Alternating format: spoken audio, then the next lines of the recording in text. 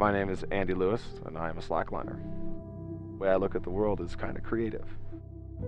Slacklining basically is tying a piece of webbing between 2 points and walking across.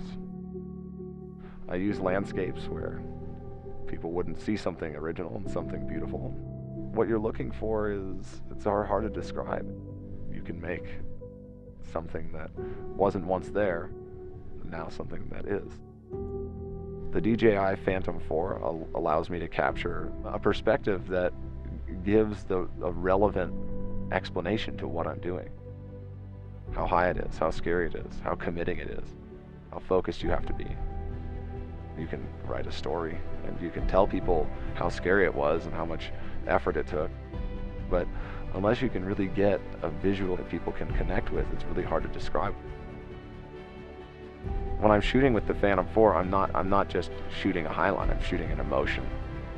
I'm shooting a story. So you find points that are high off the ground, points that create exposure. And exposure creates the mindset of fear, which is kind of the emotion that you are learning to battle. And that emotion is what we're looking for. The adventure is what's fun.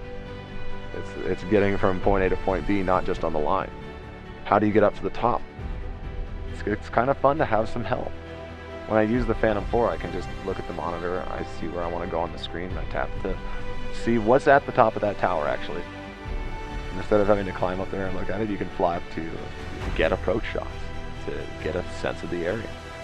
Another really cool feature is the obstacle avoidance feature, and it helps me not run my drone into different things like rocks or walls or towers.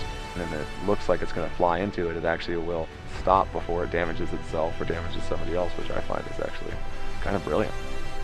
I also really like you can select you and have the drone follow you.